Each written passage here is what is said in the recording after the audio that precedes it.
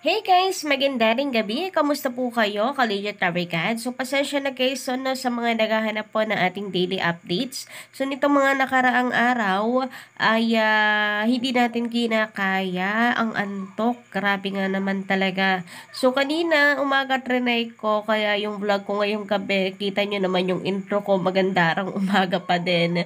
Kasi nga, hindi ko siya natuloy. Sinubukan kong nung hapon tapusin, pero wala, ngayong gabi lang din talaga siya natapos. Anyway, eto nga, nandito na naman po ako si Gandara SRU para magatid ang latest update and fresh happenings about TVJ and Legit Tarikad. So, alam niyo naman siguro ang kalagayan ko ngayon. Pero, for the go pa din talaga, ka-Legit Tarikads para maghatid sa inyo ng latest update. Anyway, mamaya pag-uusapan po natin ang patungkol dito sa sinasabi po ng kabila patungkol sa TVJ.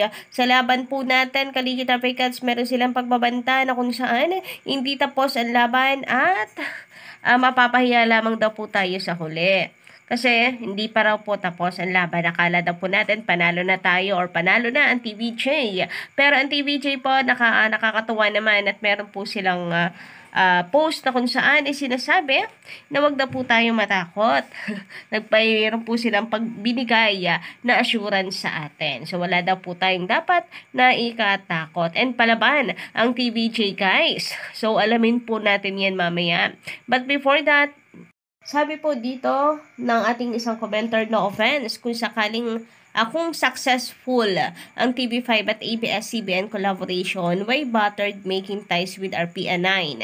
Also, why It Bulaga having Saturday shows with RPN9?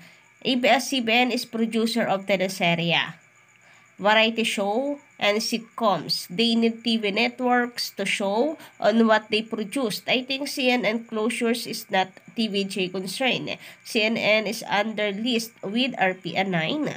So, about po dito, no, parang marami ako nababasa na bakit hindi na lamang daw po ABS-CBN na makipag-collab dito sa RPN9 since ang ABS-CBN na nangangailangan daw ng network at ng tahanan. Bakit hindi rin daw po ang Showtime na lamang ang umupa sa RPN's noontime show? Para hindi na sila natatali dito sa GMA Network na bawal mag-promote, etc. So parang ayaw nila na ang TV5 ay magiging konektado pa sa RPN9. Bakit? Nangyari. So, dito nakaraan lagi nating sinasabi na successful ang collaboration po ni MVP sa ABS-CBN. Di po ba? Totoo naman yan. Napaka-successful po ng collaboration ng TV5 at ABS-CBN. Kita po ninyo kung gaano umaangat ngayon ng TV5 at parang walang kwenta naman po ang collaboration ng GMA at ABS. So, yan po ang isa sa malaking katotohanan. Parang walang kwenta po ang collaboration ng ABS at GMA. Parang mortal enemy talaga yung network na yung dalawang network na yan. Kahit pa sabihin nila na gusto na nilang tapusin ang network war. Pero ang mga fans kasi talagang allergy. Ang mga kapamilya fans allergy sa GMA7. Anyway, eto na nga. Meron po nagsasabi na bakit kung totoo na successful ang collaboration na ni MVP ng TV5 at ABS, bakit kinakailangan pa ni MVP na makipag-collab pa rin dito sa RPN9? So, masasabi ko lamang po dito, hindi porket, business kasi yan. So, hindi porke, nandyan ka ngayon sa rurok, magpapakakampante ka na. Pagdating po sa business, mas maganda, you always make sure, and maganda po ang, para sa akin, napakaganda ng decision ni MVP. So, naniniwala ako, matalino itong si MVP. Alam niyo yung kanyang ginagawa. Businessman yan eh. At kung atin pong titinan, ang ABS at ang TV5 collaboration is for content. Samantalang dito po sa RPN ay para po mas mapalawak po ang signal. So magkaiba naman po sila, 'di ba? About sa Butter, di ko na siya kokontrahin. Kasi always naman kapag kaganyang business, parating meron pong ganyan na kung saan ay kahit napaka-successful mo pa, meron kang always plan B para kung sakali, di ba? Kasi may katunggali ka. Anyway, guys, narito po pala ang mga dapat nating abangan sa Sabado, bukas sa Itbulaga. So, meron po tayong bulagaan ulit. Guest din ni Sir Aga Mulak. Mayroon pong Dear Itbulaga at may iba pang mga prutas sa therapy. At ibang queens ang magdadala. Nako, sino kaya sila, guys? Alamin po natin yan, kaya manood po tayo araw-araw ng Itbulaga. Araw-araw, hindi lamang po sa Sabado or tuwing Sabado. Diba nakaka-excite po? May iba pa kayang mga surprise bukas, mga Kaligya Tarbicads, na dapat nating abangan? So, alam naman natin na TVJ, kaya nga Itbulaga. Surprise sa tanghalian. Lagi po silang may sorpresa sa atin. Anyway, sabi naman dito ni Best Pills, nag-temporary deactivation lang at hindi perpetual deletion. Ganyan din ang kaso ng tape at TVJ. Kung akala nyo panalo na kayo, dyan kayo nagkakamali. Mabuhay Kapuso Alliance fan page. So, ayan, ang bagong taktika kasi ngayon ng kalaban is ang mang-asar po. I-deactivate po nila ang kanilang mga pages, papalabasin na sila na mas report, na tinanggal na sila ng Facebook, na sila po ay wala na. Pero ang totoo, nangaasar lamang po sila. And ayun nga dito, kung akala daw po nila panalo na po tayo, dyan daw po tayo nagkakamali. Ganun din sa TVJ and tape versus tape Inc. na kaso sa korte. Akala natin ay panalo na daw ang TVJ. Akala ng TVJ panalo na sila. Kasi nga nitong mga nakaraan, 'di ba? Panalo po ang TVJ sa kanilang laban sa mga apela ng tape. Pero hindi pa daw tapos ang laban. Kung akala natin panalo na, hindi pa daw dahil alam niyo na, umaapila pa rin po sila. So, nasa Court of Appeals na po sila ngayon.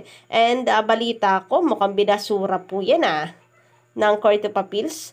Yan naman po chika-chika pa lang. Nag-iintay pa rin po tayo ng confirmation patungkol sa balitang ito. Pero nawa nga, sana nga, ay ibasura po ng Court of Appeals ang apila ng Tape Inc.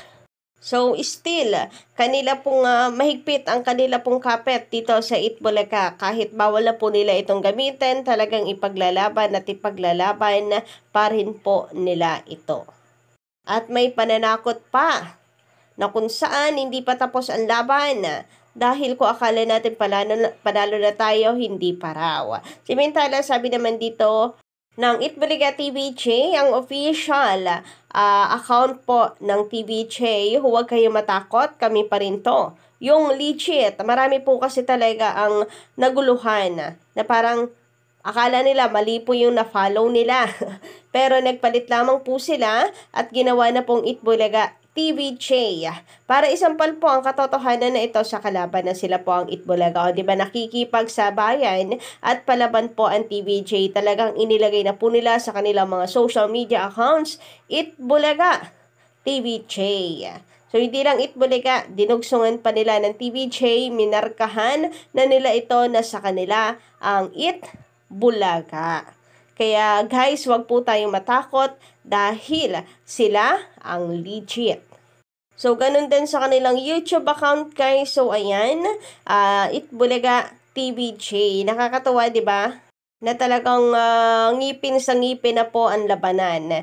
Itbulaga po isinasampal ng TVJ at ng TVJ Productions, ng staff dito po sa Tape Inc. na sila ang tunay na Itbulaga.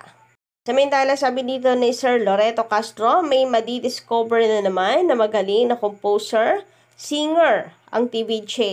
Legit Tarbicads. Yes guys, kaya nakakatuwa din po talaga ang mga segments ng TVJ, no? Talagang mayroon pong kapakinabangan na para po sa ating mga kapwa. Unlike po sa iba, na wala pong silbi ang mga segments, palaro, Charis, joke lang. Baka may matamaan na naman tapos mag-welcome sa ating channel. Anyway, ayun na nga, maraming salamat sa TVJ sa pagbibigay po ulit ng pintuan para po sa mga nangangarap nating mga kababayan. Sabi naman ni Sir Noli del Rosario, maganda rin gabi din po sa iyo.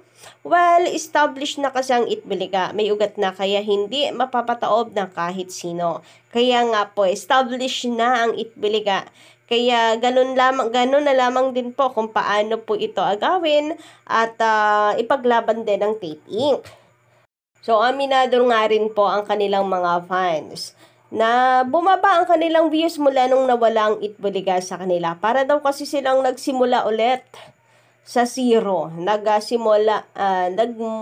Back to zero. Gayong sila po ay nag-produce na isang noontime show ng ganun katagal tapos parang bigla silang magba-back to zero. Literal na back to zero dahil wala pong kasinong nanonood po sa kanila. Wala po talaga. Sa social media, maabot lang ng 200 live viewers nila, di ba? Kung wala pa pong tulong ng GMA Network na live stream, baka po hindi pa sila makalibo. So, literal na nagsisimula.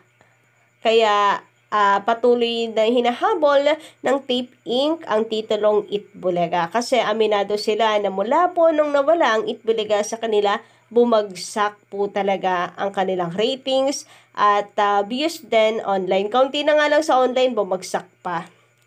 Ika naman nila, nabawi na nga namin yung YouTube channel, kahit papaano nakatulong po yun para umabot ng 1,000 ang kanilang live. Pero wala. Balik na naman po sila sa paggawa ng panibagong YouTube channel. So, I think hanggang dito lang po muna ang ating update sa gabing ito, guys. Tumutok lamang po muli sa mga susunod nating update. Just don't forget to click the subscribe button and notification bell para maging updated kayo sa sunod nating mga balita.